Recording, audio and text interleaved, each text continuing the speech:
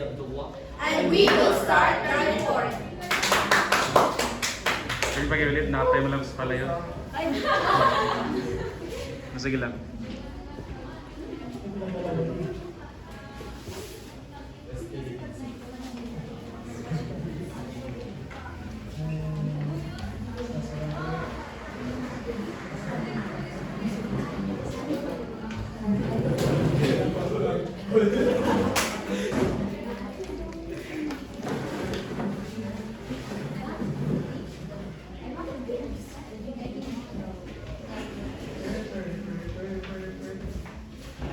So we were gonna report the networking model, which is mag-focus kami sa PERT.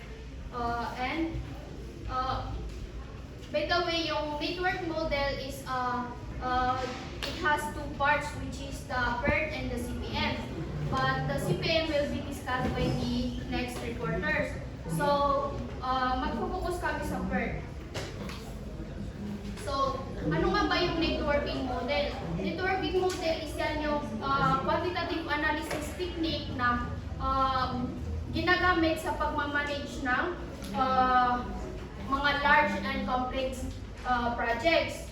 Di ba one of the definition of the quantitative analysis is that quantitative analysis is gumagamit siya ng quantitative technique, which is to analyze and solve solution.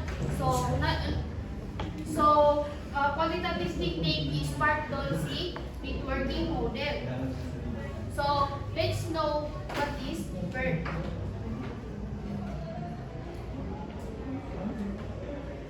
So PERT is the program. PERT is a tool to calculate the amount of time it will take to realistically finish a project. So, yung PERT daw is a quantitative network model, which is ginagamit siya para ma-control natin yung time na ng isang project. So this is the sample of the PERT chart, which is kumbaga para may idea lang kayo sa PERT is that dyan sa start na yan is yan yung kumbaga first event natin. So dyan magsisimula yung event. And yung arrow naman is yan yung activity. Kumbaga dyan nangyayari yung activity. Kumbaga mag-obtain ka ng isang material and sa activity na yan na arrow is yan yung meaning na kumbaga na dyan kapag bumibili ng isang material. Kumbaga nasa palengke ka pa nagbibili, ganun. So event, pagdating natin sa event 1, event 2, event 3, is yan kumbaga yung next na dyan mag-e-end yung activity na nauna, yung first arrow. So dyan mag-e-end, tapos dyan din magsisimula yung other activity. So let's move on to the common characteristic of project where PERT and CPM is applicable. So, having several interrelated activities. So, ginamit dyan is yan kumbaga yung mga project na ang daming activities na nangyayari. So, kapag ganun yung project is applicable na magamit si PERT or si CPM. Having sequential activity. So, yan din yung kumbaga na madaming dinadaanan yung activity. Kumbaga, hindi ka pwedeng magsimula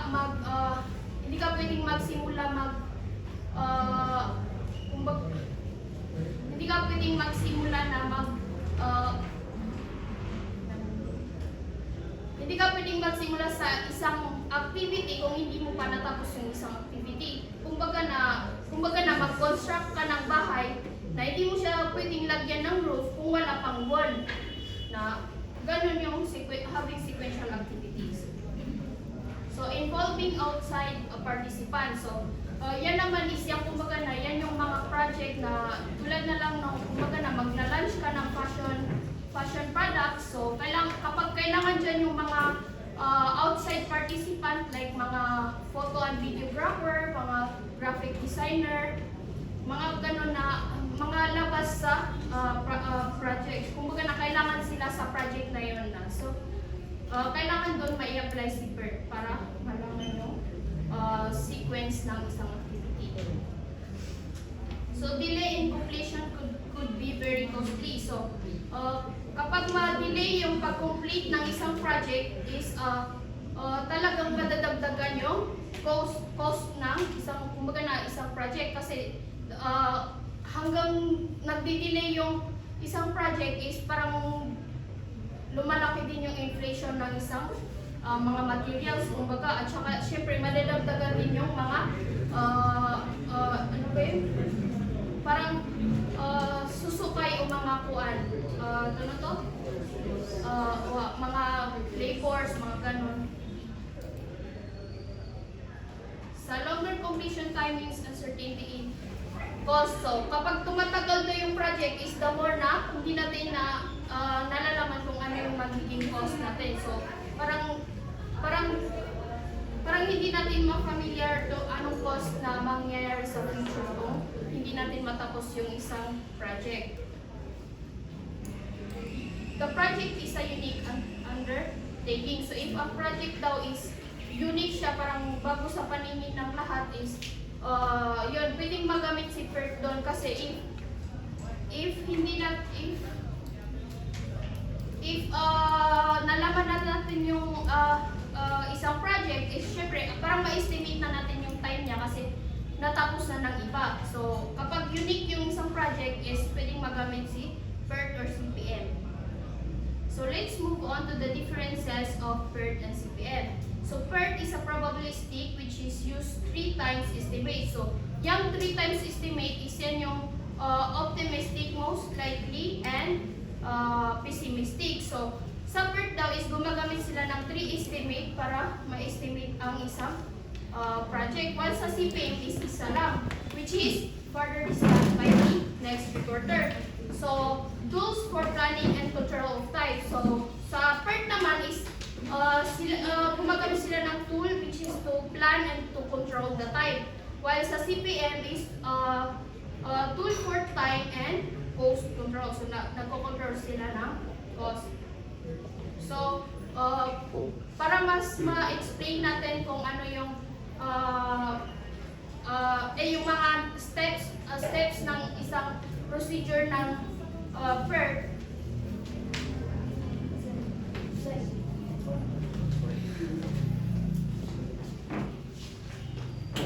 Okay, so ito yung sample problem para sa PERT. So, yung circle, di ba, as the previous reporter said, na yung circle represents an event and the arrow represents an activity. Now, dito sa table, makikita natin na may activity description and IPA. Itong IPA is, meaning niyan is immediate preceding activity. So, itong IPA na para lang itong, kumbaga sa subjects natin is prerequisite. Kumbaga dito sa B at sa kasi B at C, makikita natin na may IPA sila na A at A. Ibig sabihin niyan is hindi sila pwede mag-proceed sa activity B and C until hindi pa natatapos yung activity A. And as you can see na may mga activity na may dalawang IPA. So example is ang planning. Assemble equipment or G. Hindi ka pwede mag-assemble ng mga equipment until hindi mo pa natatransport yung mga materials tsaka nakaka-hire ng mga personnels.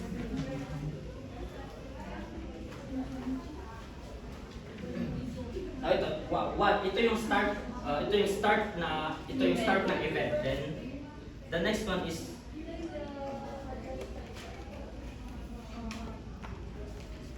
also ito. One yung start ng event. Then di ba doon sa table natin nakita natin na yung A is yung start ng activity. Then after ng start ng activity is 2, which is yan yung end of the event. End of the activity ng event A, ng event 1. Tapos, may mga arrow na naman na kasunod ang B and C, B and E. Ito. Di ba? Yung 2 is yung end activity of the event 1. And also, yan rin yung start ng event ng activity C, B, and A. So ibig sabihin, pag natapos na yung A, is pwede ka na mag-proceed sa C, B, and E.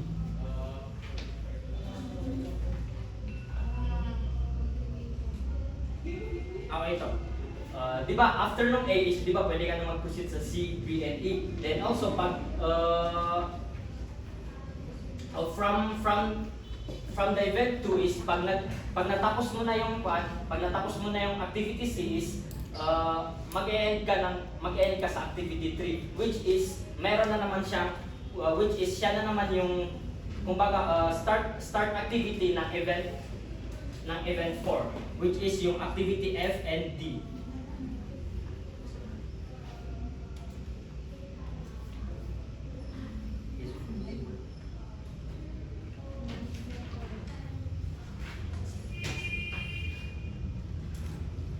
Pwede kang bumalik doon sa table, pakisulat mo sa whiteboard. Yung sa Sa previous. table activity.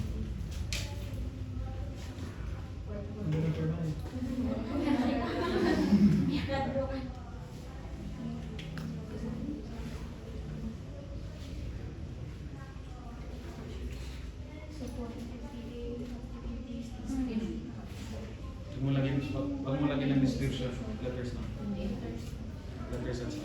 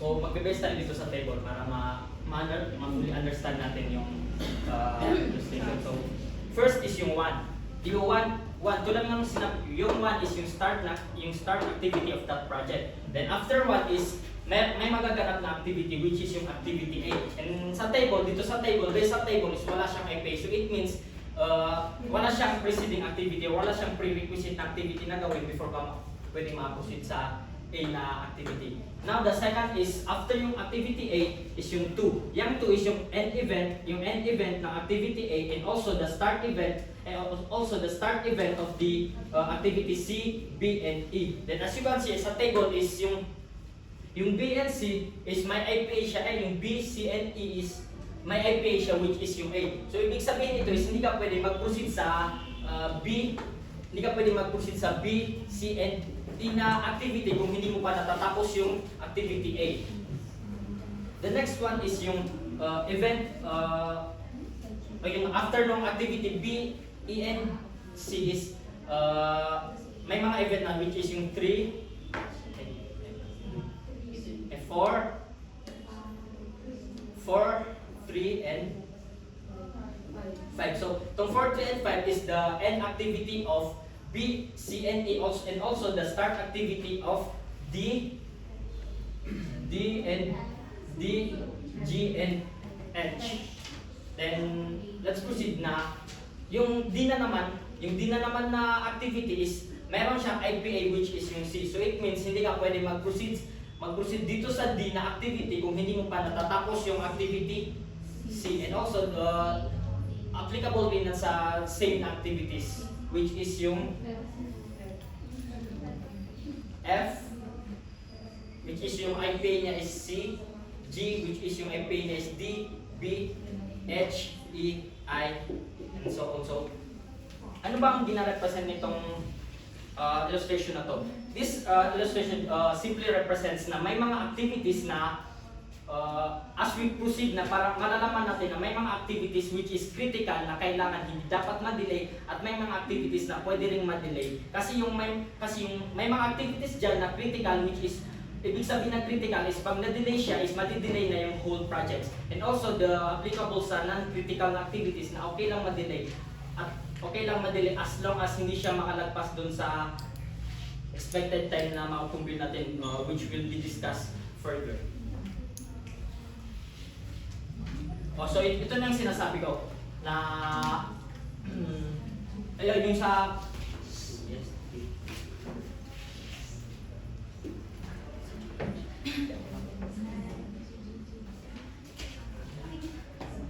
Okay, so para hindi kayo malito kung ano yung mga pinagsasabi namin dito, actually, these problems, itong mga given na to is about doon sa sample problem na nasa libro nyo. So yung i-discuss namin is about sa steps, paano nga ba i-apply yung PERT. And then, yung sa problem, masyado siyang mahaba, pwede niyong basahin, pero i-summarize ko na lang. So, this is about Dr. Mariam Ali. So, si Dr. Mariam Ali, meron siyang project na, kumbaga, ang Lake Lanao is kunin yung mga pollutants or yung mga dumi na nasa Lake Lanao and then na-approve yung project niya. So, yung project na yun is about oxygenation. Kumbaga, nalagyan ng oxygen ang Lake Lanao para mawala yung mga pollutants. And then, na-approve yung project ni Dr. Miriam Ali at yung condition is kailangan matapos siya by 30 weeks. And then, while tinitingnan ni Dr. Miriam Ali yung project, parang naisip ni Dr. Miriam Ali na, meron pala akong napag-aralan nung last ng quantitative analysis na PERT model which is PERT na pwede kong i-apply sa project na to para hindi ma-delay yung project at matapos siya within 30 weeks. So, yung kanina, ito yung mga activities na ililista ni Dr. Miriam Ali. At ito yung sequence or pagkakasunod-sunod niya, which is yung activity B, hindi mo siya matatapos hanggat hindi sila natatapos si A. Si A is the start of the activity. Kasi dyan na magsisimula yung activity kasi wala siyang IPA. And then si letter J, siya yung terminal activities. From the word terminal activities, dyan na mag-e-end yung activities natin at wala na siyang kasunod pa. So, di ba, kanina, so yun yung step 1, which is yung paglista ng mga activities. At saka i-draw mo siya. And then, sa step 2, kukunin natin yung optimistic time, most likely time, at saka yung pessimistic time. So, bakit nga ba yan kinukuha? Di ba, kanina, nasabi that PERT is using 3 probabilities, while ang CPM is deterministic. Sa PERT, kumaga, mag-assume lang tayo ng mga expected time na matatapos siya, pero sa CPM, certain na tayo na ito yung time na matatapos siya. So dito, grade sa probability. So diba, OT, optimistic time, parang we assume na sa optimistic time that everything is possible. Kumbaga, yan yun din na yung pinaka-best na matatapos yung project natin, which is why etong mga optimistic time, most likely time, and pessimistic time is given. So parang nag-assume tayo na okay, within 1 week, matatapos yung project. Sa most likely time, from the word most likely, so parang pwede, di ba? Parang 50-50, pero parang matatapos siya within 3 weeks. And then sa pessimistic time, from the word pessimistic, yan nga yung pinaka-worst na week na kailangan siyang matapos. So, by calculating the estimated time, gagamitin natin yung formula which is ET is equals to expected time is equals to optimistic time plus most likely time times 4n plus pessimistic time over 6. So, in this formula, di ba sabi ko gumagamit tayo ng 3 probabilities. And sa 3 probabilities na yun, saan nang galing itong 6? Kasi binigyan natin ng weight yung mga time na given dyan, which is isa kay optimistic time, 1, 4 kay most likely, tapos 1 kay pessimistic. Pero, kaya di-divide siya sa 6 kasi 1, 4, and 1. And then, bakit hindi dito show yung 1? Kasi okay lang, kasi 1 times times 1 is equals to 1. Di ba, 1 na kahit i-times mo sa anong number na, itself pa rin yung lalabas. So, ganyan. So, nakuha yung estimated time by, okay, etong 3, nakuha siya by 1 plus 3 times 4 plus 5 over 6, which is 4 times 3 is 12, 12 plus 1, 13, plus 5, 18, divided by 6, 3. So, di ba, nakuha niya natin yung mga expected time. Kumbaga, yung expected time, from the word expected, pagdating ng 3 weeks, expected na natin na natapos si activity A. Tapos, pagdating ng 4 weeks natin matatapos si activity B. So, yung mga numbers na yan, yun yung meaning niya. And then, sa step 3, di ba yung video kanina ng kasama ko reporters, sa step 3, etong mga arrows na yan, di ba? Si activity A, C, B, and E, yan yung sequence nila. Yung letters ng activity, sa baba niya, ilalagay natin yung expected time na na-compute natin kanina. Pwede sa baba niya is yung expected time. So, by step 3, titingnan natin dyan yung mga critical path, critical activity, at saka mga non-critical activity. So, paano nga ba kunin yung critical path? Okay, so, yung critical path natin is si A, C, F, I, and J. So, paano niya nakuha?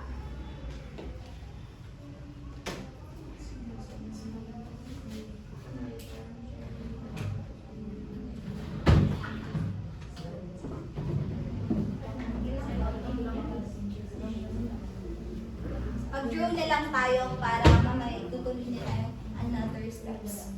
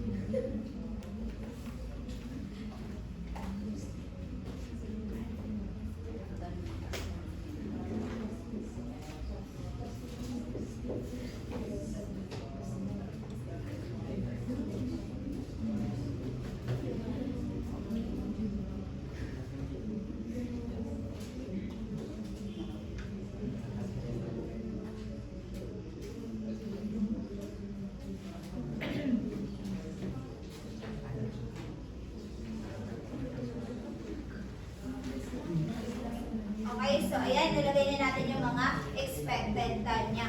Actually, dito sa first, guys, simple lang yung pag-solve, pero yung hassle dito na paano mo siya i-draw.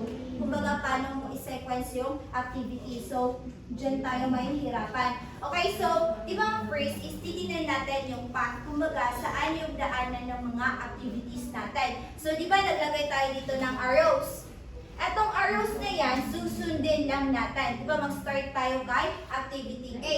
Activity A, pagkatapos ng activity A, pupunta kay C, pupunta kay F, pupunta kay I, pupunta kay J. So, one path. Nakakita na tayo ng one path, which is yung, ayan, A, C, F, I, J. Then next is kunin naman natin yung second path. Susundin lang natin ulit yung arrow. So, di ba, nadaanan na natin toong. Bale, 1, 2, 3, dadaanan natin yung si D, tapos dadaanan rin naman si J, I, J. So, ayan. A, C, D, G, I, J. So, diba, nadaanan na natin to. And then next is A, B, kasi diba, di natin to nadaanan. So, ito yung third path. Tapos yung fourth path is, ayan. Dadaanan lang yun, guys. So, ayan. Whew. Tapos, di ba sa path na yan, which is yung A, C, F, I, J, yung apat na path na yan, ilalagay mo sa baba yung mga expected time nila, which is yung nakuha natin. Di ba si 3 is si AC3, CK4, FE6, IS12, JS2. So, ipa-plus mo lang yan, and then yung total niyan, yan yung expected weeks na matatapos. So, di ba, i-total natin, which means, if susundin natin si Path 1, matatapos siya in 27 weeks. So, kay Path 2, matatapos siya within 26, tapos 24 kay Path 3, and then 10 weeks kay Path 4. So, ang pipili natin siya, pwede titingnan natin yung critical path. Yung critical path natin is si number 1. Kasi yan na yung pinakamatagal na matatapos yung activity natin. And then, yung mga activities, which is si AC, FIG, sila yung mga tinatawag sila na critical activities. Kumbaga na sila yung mga critical activities na kailangan natin i-monitor at hindi dapat magkaroon ng delay. So lahat ng activities na wala sa path 1, which is si activity B, D, E, and G, sila yung mga non-critical activities. Kumbaga, okay lang na ma-delay sila, pero hindi makaka-delay sa buong project. Unlike sa path A, na isa lang yung ma-delay dyan, ma-delay na yung whole project. So, kumbaga, if tayo si Mariam Ali, ay i-monitor natin is yung mga activities within path 1. Okay, so doon, diba, nakita na natin doon yung mga critical path, critical activities, and non-critical activities. And then sa step 5 is, titingnan na natin dyan yung mga, okay, yung earliest start, earliest finish through forward pass. So, okay, this will be discussed by my co-reporters.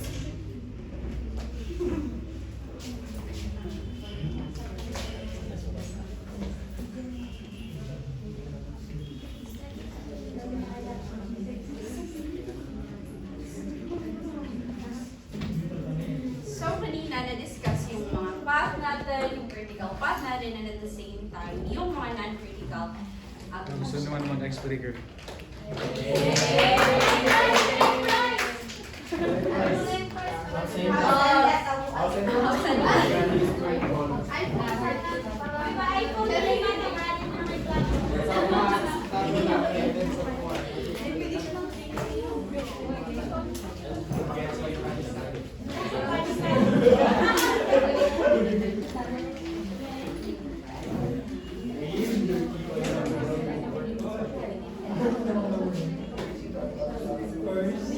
So guys, before we start our icebreaker, kailangan namin kayong i-group into 2.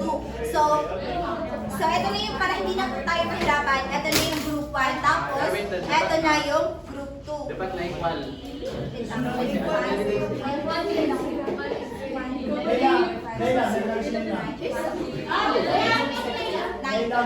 Kalbatan ka na sa isa. Isa lang.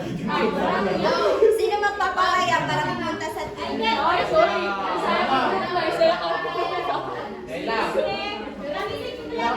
Guys, kailangan na sundin May tanggal to. Dito yung mailagay to. Kasi lang, kailangan. Yan na. Bali, mag-circle na lang kayo. Circle. Kumbaga na, enough space para makapag-meeting kayo. Wait lang.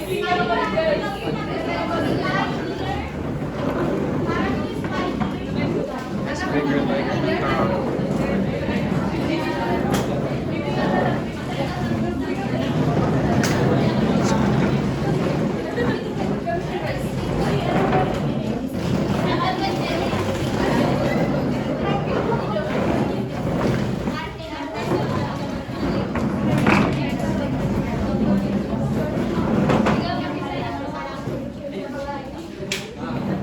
So, tapos na. So, this icebreaker, which is Tiger Hunter Lawyer, is that bibigyan namin kayo ng time. For example, like mga 3 seconds, 3 seconds, mag-meeting lang kayo ng, for example, mag-meeting kayo na kung anong i-action na, like mag-tiger kayo. So, kung mag-tiger kayo na, gagayahin nyo yung mga action. Yung action is that kapag tiger, gaganon kayo. And then kapag lawyer, gaganon kayo. And then kapag hunter, gaganon kayo. Gets? Na-memorize nyo yan. And then, Tiger, lawyer, hunter. Ah. So, And then, For example, bibigyan ko kayo ng time. Like for example, 3 seconds, bali mag-meeting kayo, like magta-timer kayo. So, kailangan hindi marinig ng iba kasi kapag marinig nila na mag-timer kayo, mag-hunter sila sa talo kayo. Di ba? Bali kapag mag-lawyer kayo na wag nang iparinig sa kanila kaya mag-ano sila, mag-tiger. May tiger ka. Kakainin yung tiger yung lawyer. Kung mag-lawyer kayo, tapos mag-hunter sila, talo sila kasi kakasuhan nila yung hunter. So, pipili lang kayo dun sa tatlo. Sa tatlo lang tayo pipili. Bali kapag same kayo ng ano na, ay, malakas po. Bali, guys,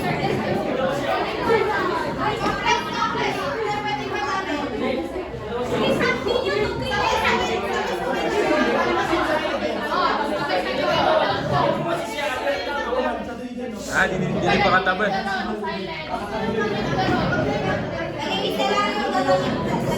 Hindi niyo sisigaw, hindi niyo sisigaw. Action na, For example, nakatalikod ko na 1, 2, 3, go. Na magaganon kayo din, magaganon din sila, magkakarapan kayo. Yes, yes. Yan guys, kailangan na same kayo ng action nyo ka. Kapag magkakaiba kayo ng action ng point ng kabila, kailangan na same. Lawyer ko na yan. So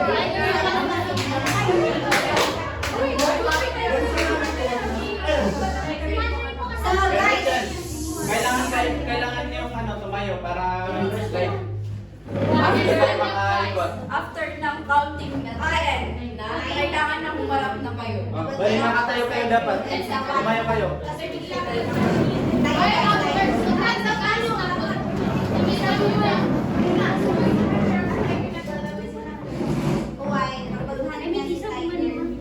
Okay, na-play. Sige, start na lang. guys, walang sila sa talino.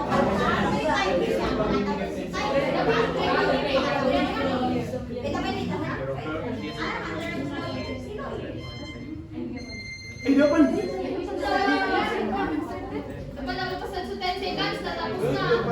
Wait, good, chill. 2, 1, stop.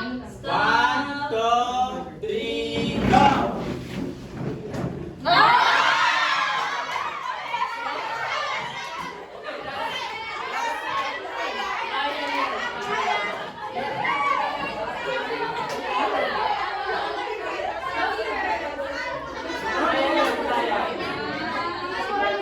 Okay, so guys, set sa first step to ang 5 points. First step to 5 points. Wala, wait na na. Wait na yung group 1 kaya yung group 2. Ano yung group? Ay, group 1. 5, 2, tapos 5.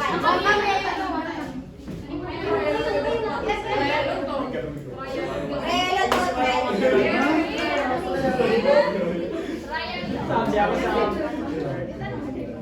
Letter 1. Wait lang, wait lang. Biting.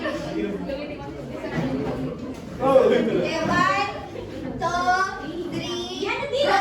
meeting na.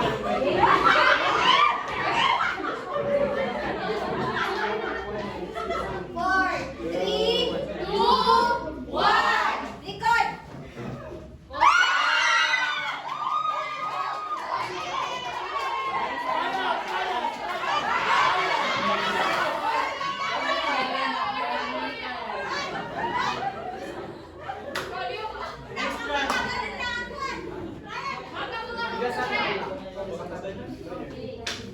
Next round. We'll start sa 10 seconds. 1, 2, 3, go! 10, 9, 7, 6, 5, 4, 3, 2, 1, go!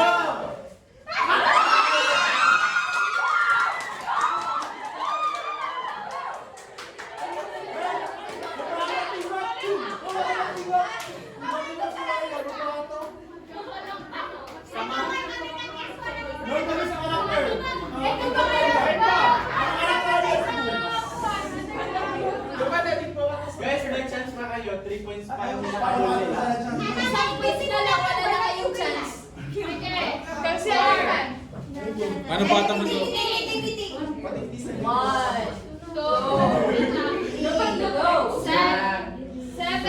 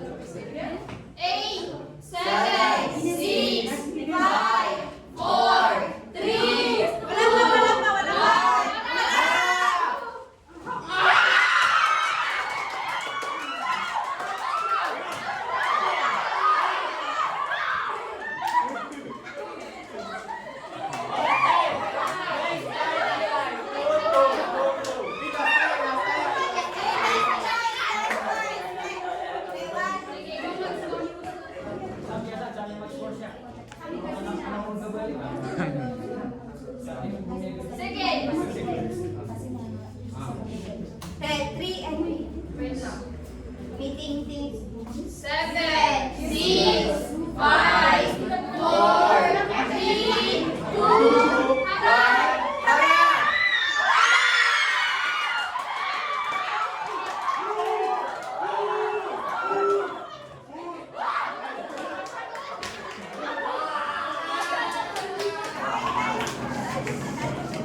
Okay, so, di ba kayo yung panalo? So, magkakaroon tayo dito ng last man standing. Oo! Pero di may first pa rin kayo. Pero na, so, prize of pinaka-winner na one, special. Wow!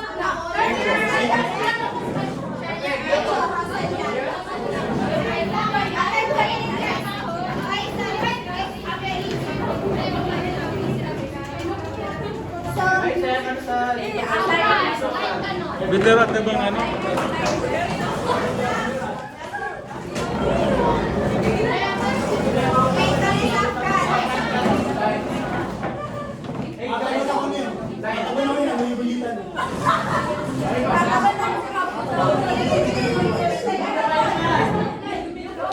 Naba yung Henry Fore, naba.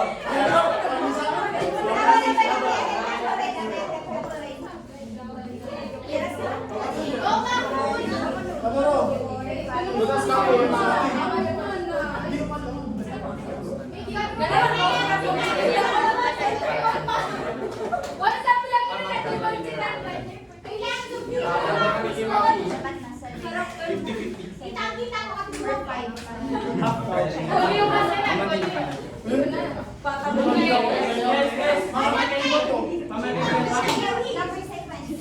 Ito yung gagawin nyo. Like, mag-count kami sa 1, 2, 3, 4, 5, bali 9. 9 kayo. So, kapag lang namin is 8. Sa loob ng 8, kailangan may kapag iba mag-1 din, kailangan may makaupo na isa. Kapag dalawa yung kailangan ka lang same na uupo sa isang number. Tapos na, if ever na kunyari na 5, let's say, napasal kami ng number up to 7. So, last na 1 yung na out. So, di ba counted? After sa counting na Okay, kailangan na makautod kayo kasi numbers na nila may to. Pati busy ka naman para.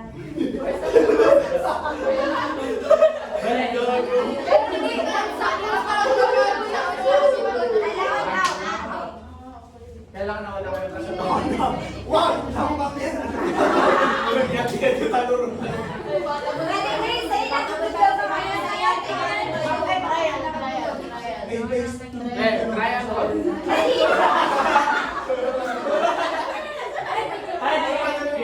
lamis ka na bumay.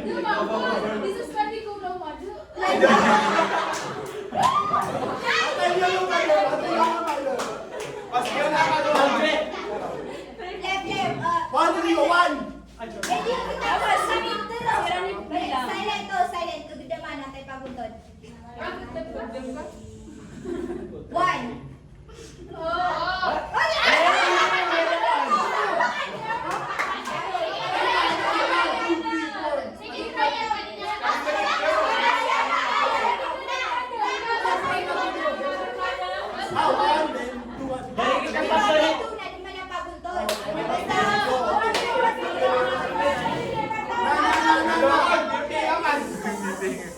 Leble, 1, 2, 3, go. Wait lang.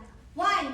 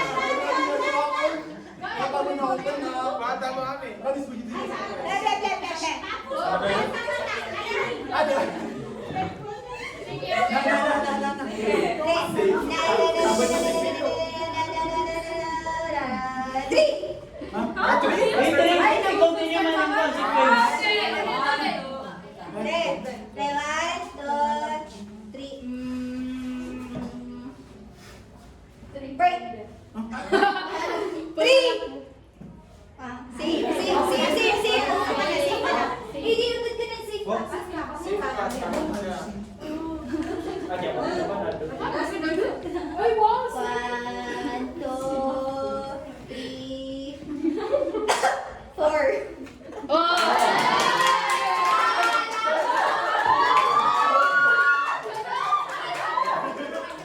Mga ekta na sa sunod stop, so di pa mag-turn eyes.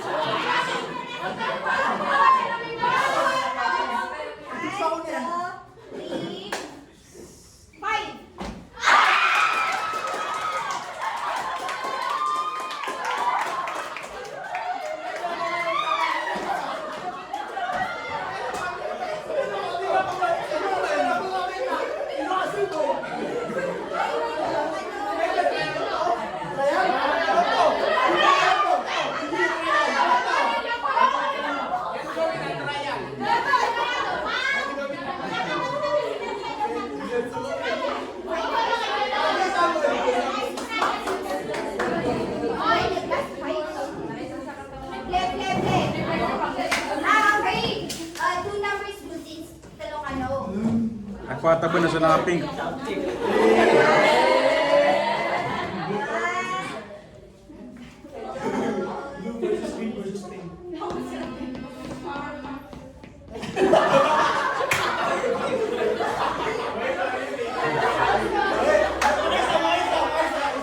Pwede ba? Pustahan muna, pustahan muna. Sige guys,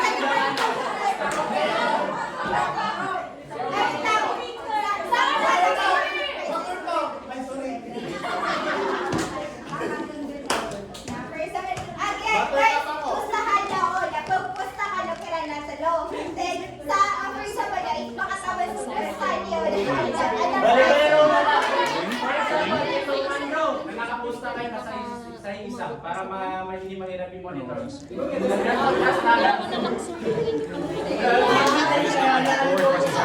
Backward pass diba?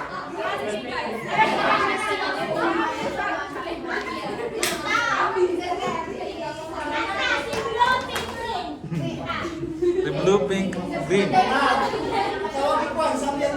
Okay guys, okay. Ano, wait lang. Gusto mo sila natin. Sige ka. Dahil isa na, lalo ka pa. Gusto isa kayo 7, isa kayo 7.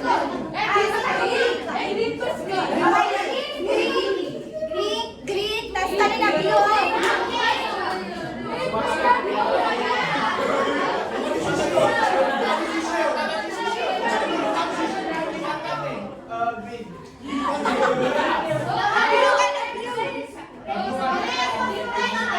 Ano ba sila yung natalo? Sila lang muna yung pupusta. Huwag na sila kasali. Ay na, di ba sa kanya kung sa kabinet, kayo lang ba yung green pusta? Blue. Wait lang. Pink.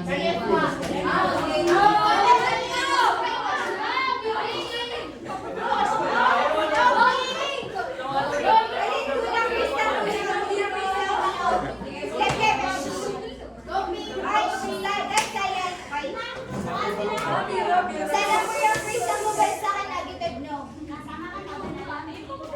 One.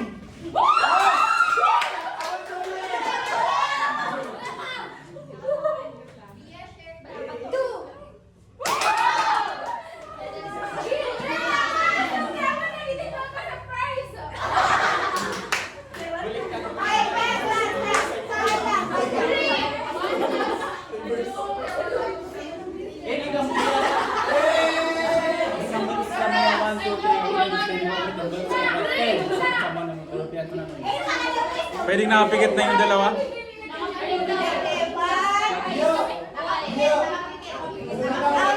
Natalikod. Natalikod na lang.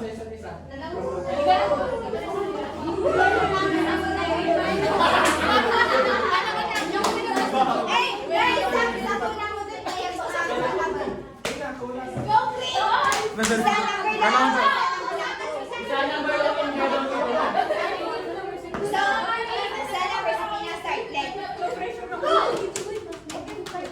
Nigasuanan. Basta mo na mo to.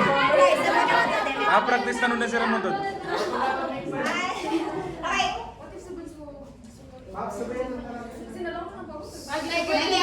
Sige, tiger na lang, tiger. Sige, tiger lawyer. Tiger lawyer, hunter. Balik na. Okay, 1, 2, 3. Go ahead. 10, 9, 8, 7, 6, 5, 4, 3, 2,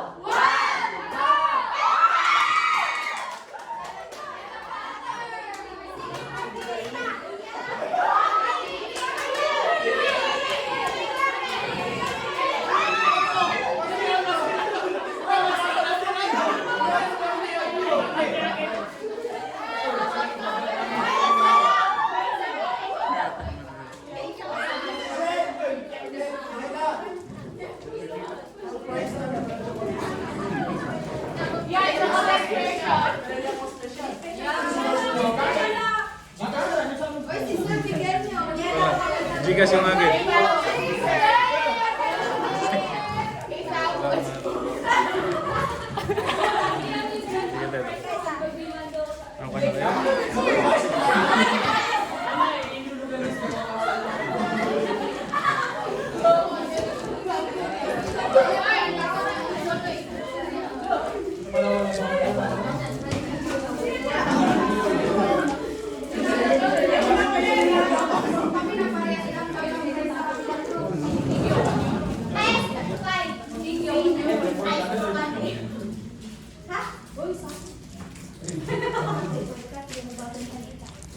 Sige, okay. So kanina, we discussed the path and also the critical path and also non-critical path. Okay. So yun kanina, nilagay niya kanina yung mga expected time. So now, here in the step 5, we will get yung ano ba yung mga slacks of the non-critical activities. Ano ba yung slacks? Kumbaga yan yung mga kumbaga chill na mga activities. Hindi naman na chill, kumbaga there is delay sa mga activities, di ba? So yun yung sa slacks, no? Para makuha natin yung slacks, kailangan natin, there are 2 ways para makuha natin. First is forward pass, and yung pangalawa is backward pass. Yung forward pass, para makuha natin is pa-forward tayo. Di ba? So, para makuha natin yung forward pass is kailangan natin kunin yung expected time. So, ano nga yung expected time dito sa activity A? Of demand 3. 3. Yun yung expected time. Hindi pa natatamlay.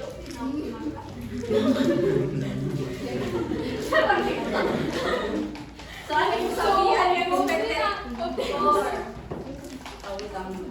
So, okay, di ba dito sa forward pass, ang kukunin natin dito is yung earliest start at saka earliest finish. So, ano nga yung earliest start? From the word na earliest start is yung pinakamaagang time na sisimulan natin yung isang activity.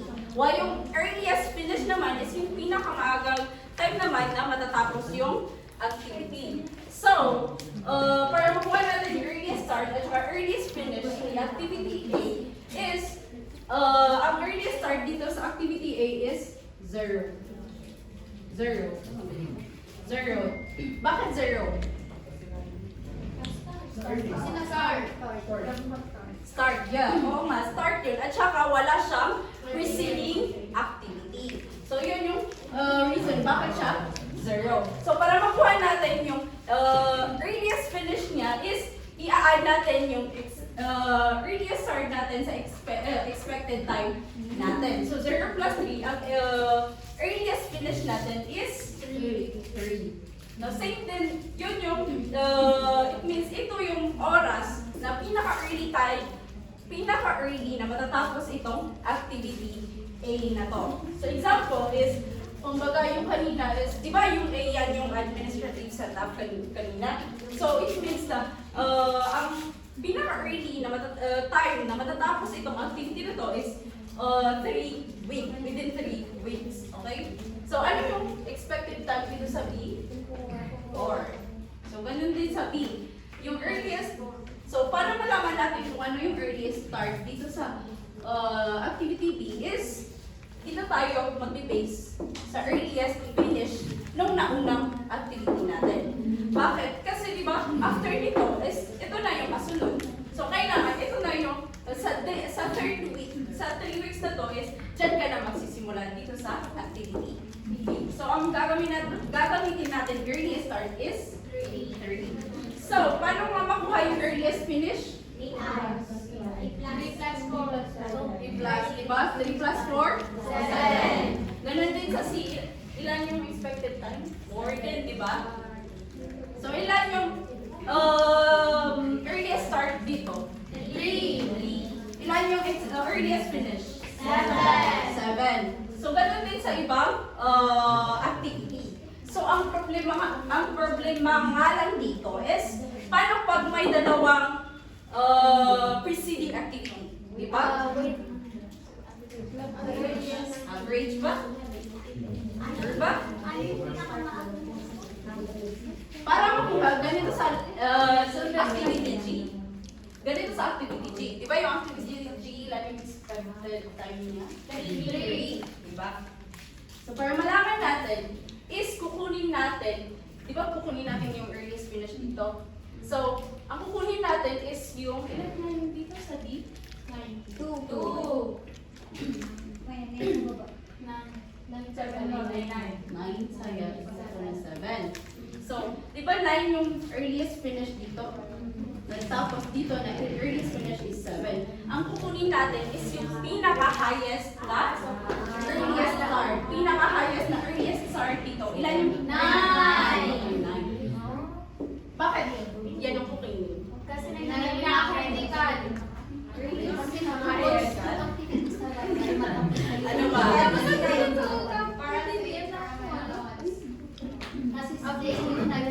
Okay, ganito. So, di ba? Tapos na si 9 na, tapos na din si 7. Okay. Nangap ka lang ito. Sorry. So, yun nga.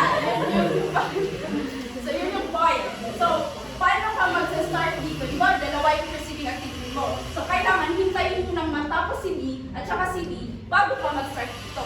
So, kailangan, di ba, if pipiliin mo to, 7 ang ilalagay mo dito, kailangan mo pang hintayin si 9 na matapos. So, kailangan ang kunin mo is yung pinaka-highest na earliest start natin. So, same din doon sa ibang activity. Example dito sa I. Dito sa I, yung expected time natin is 12. Ilan yung early? Sa F naman is 6. Tapos dito 7. 7 yung last leader. It's 7 yun. 13. And 12. Okay, yan. Ano yung kukunin natin? Early. 13, di ba? So dito, ilan yung earliest finish na? 25. 25. So yun yung sa earliest finish. Yan yung pagkuha natin sa earliest start at saka earliest finish through forwarding pass. Yan, okay. Tapos, yes. The next naman na step is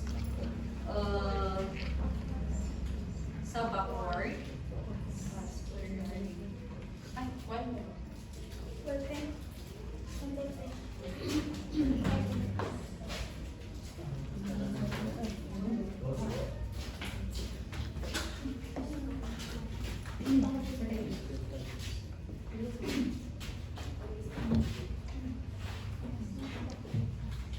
So, continuing the steps para mag-solve ng paired problems or i-apply ang paired problems.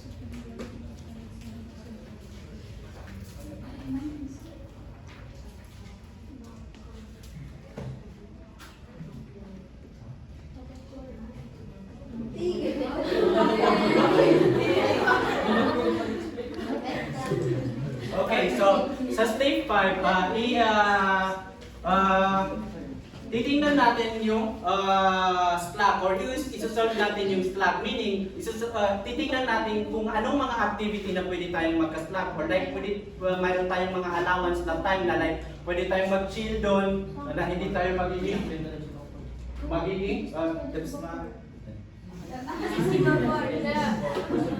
backward.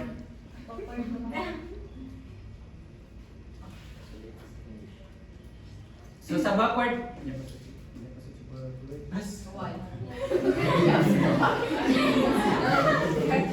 okay, so sila niya end sa forward pass. So after ma-determine mo yung forward pass, which is yung earliest start at saka earliest finish, ma-determine mo yun is i-determine natin yung latest start at saka latest finish, which is i-apply natin yung backward pass. So sa backward pass, from the word backward pass, which is mag-start tayo dito papunta dito.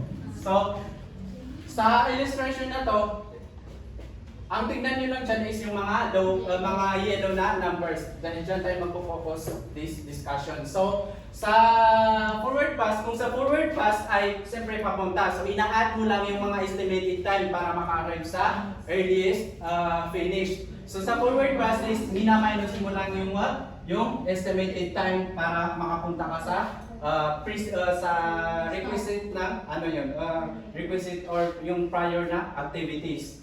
So, di ba may 27 and then yung estimated time natin sa activity na G is 2. So, i-minus mo lang yun yung latest finish natin.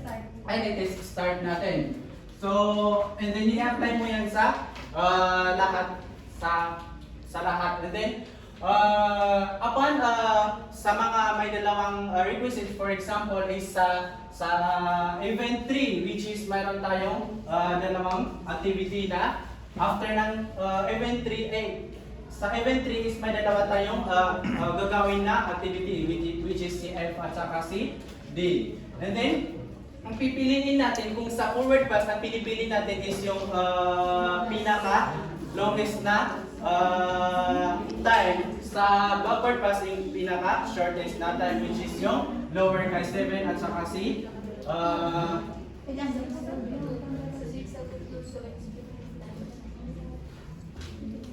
si 7 at saka si 8. Lagi, di ba man 8 dito?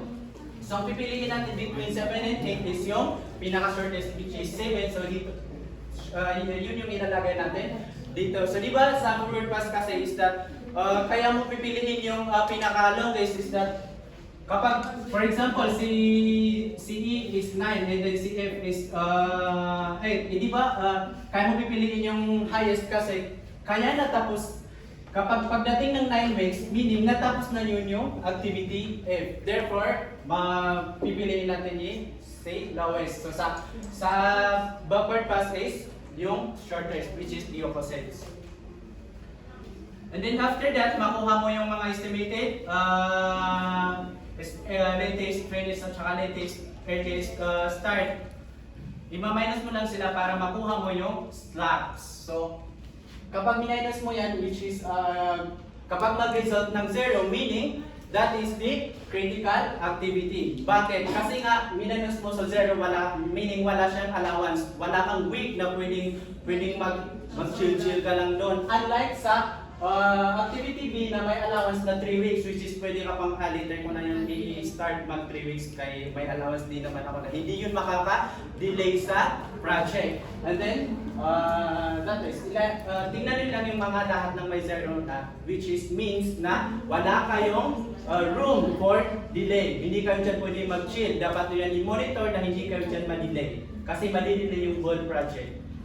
And then, after that, ma-determine nyo is, kunin nyo lang sa step 6, which is the last step is, i-gather nyo lang yung information na nakuha nyo sa pag-monitor at sa pag-control sa time na yon. So, sa problem natin, yung project's expected completion natin is 27, which is, di ba, yung, kung natatandaan nyo sa sinabi ni Miss Abdul Kader, ang due date or due ng project is 30 weeks. Ang binigay ng DENR, meaning mayroon pa tayong 3 weeks. So matatapos siya before pa magka-due date. And then, the project critical activities, which is yung A, E, F, I, G, which means na For example, yung sa A, di ba gagawin natin siya na activity is magsiset up tayo ng administration. So sa pag-set up ng administration na yun, hindi tayo pwedeng ma-delay doon. Kailangan on time matapos natin, which is may given na weeks na dapat 3 weeks na matapos natin yung pag-set up ng activity. And then, same sa activity E, F, I, and G. And then,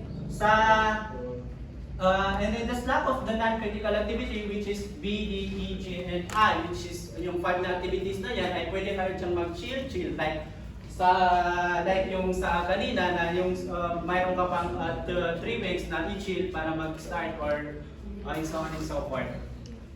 And then, the earliest start which tells management the earliest time and activity can be started without violating the immediate procedure requirements. So, yung earliest start is yan yung pinaka-early na mag-start ka para hindi ma-delay yung activities or hindi ka magkaroon ng additional week na i-work mo sa activity na yun. And then sa the earliest phase naman, which informs the management, the earliest time and activity can be completed without violation of the immediate procedure. So doon ka rin pwedeng maging earliest finish mo para, kumbaga yun yung pinaka-earliest na ma-finish mo yun para hindi ka ma-delay. So hindi doon dapat talagpas.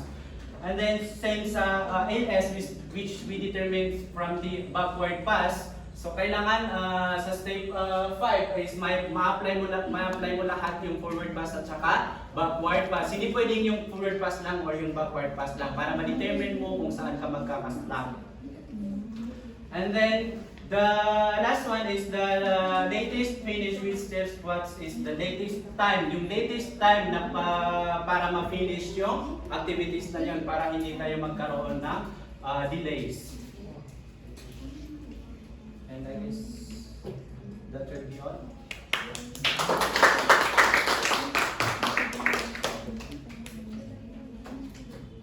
Ano yung sabi ng isa kanina? Anong hindi niya naintindihan ba? So, you may try seat work na lang instead of a quiz. I mean, it will be recorded as a quiz pero seat work siya. Pakisagutan yung problem number 3. And then the reporters will help you. Makita niyo yung problem 3.